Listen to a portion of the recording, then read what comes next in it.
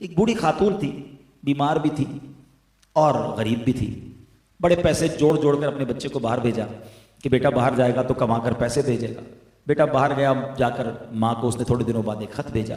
ماں بڑی خوش ہوئی کہ میرے بیٹے نے لاڈلے نے ولایت سے مجھے یاد کیا. اس لفافے کو چوما، آنکھوں سے لگایا اور دراز میں رکھ دیا. اگلے مہینے پھر خط آیا، پھر بڑی خوش ہوئی مگر پڑھنا جانتی نہیں تھی. پھر اس خط کو دراز میں رکھ دیا. بہت سارے انویلپ آتے گئے، وہ دراز بھرتی گئی، ماں بیمار ہوتی گئی، غربت بڑھتی گئی اور ماں دنیا سے چلی گئی. پڑوس کی خواتین آئیں، گھر کو صاف کیا. دراز کھولا تو بہت سارے انویلپ ملے. جیسے انویلپس کو کھولا تو ان انویلپس میں ہر خط کے ساتھ منی آرڈر تھا. بیٹے نے ہر مہینے ماں کو پیسے بھیجے تھے. اگر وہ سارے منی آرڈر کیش ہو جاتے تو ماں کی غربت بھی دور ہوتی، علاج بھی ہو جانا تھا. مگر ماں پڑھی لکھی نہیں تھی، وہ نہیں جانتی تھی کہ خطوں کے اندر، ان لفافوں کے اندر میرے لیے کتنا خزانہ موجود ہے. بظاہر تو یہ ایک سٹوری ہے مگر ہمارا قرآن سے تعلق ایسا ہی تو ہے. ہم قرآن کس لیے یوز کرتے ہیں؟ آنکھوں سے لگاتے ہیں، چومتے ہیں. نئی دکان لی ہے بھائی جلدی قرآن لے کر آؤ، قرآن رکھنا ہے. نیا گھر لیا جلدی قرآن، اچھا سا جلدان بناؤ، بڑا خوبصورت سا قرآن خریدنا ہے بھائی، نیا گھر لیا ہے.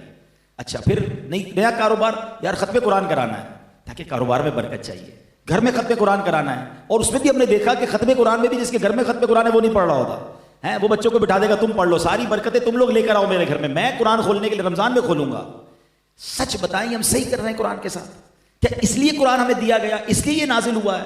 پڑھا ہی نہیں ہے، انڈرسٹینڈ ہی نہیں کیا ہے. آج لوگوں کے میسیجز کی، لوگوں کے پیغامات کی ہماری لائف میں کتنی اہمیت ہے. آج صبح اٹھنے کے بعد پہلے لوگ اللہ رسول کا نام لیتے تھے، وضو کرتے تھے، اب تو آنکھیں پوری نہیں کھلتی، موبائل اٹھاتے ہیں کہ بھئی کس کا میسج آیا پہلے دیکھیں. پھر اس کے بعد بھی جس کا امپورٹنٹ ہے اس کو پہلے سنتے ہیں، فیملی کا تو فرینڈس کا، اچھا بزنس کولیگز کا، کسٹمر کا. اگر کوئی نوکری کرتا ہے تو اپنے باس کا میسج پہلے سنے گا تاکہ مس نہ ہو جائے، امپورٹنٹ میسج ہے. اللہ کے میسج کا کوئی ٹائم نہیں ہے. 40 سال 50 سال 60 سال عمر ہو گئی، nobody care about قرآن. کیا اللہ نے فرمایا قرآن میں کس کو پتا ہے؟ اتنے سال گزرنے کے بعد بھی قرآن کے بارے میں نہیں پتا. باقی جو پوچھنا ہے پوچھ لو ہم سے.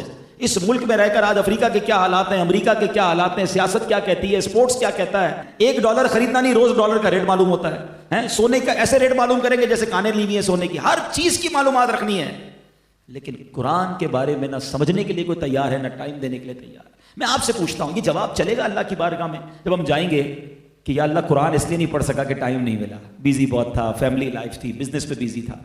آپ خود سوچیں، ہم غلط کر رہے ہیں، ہم ضائع کر رہے ہیں اپنے ان لمحات کو.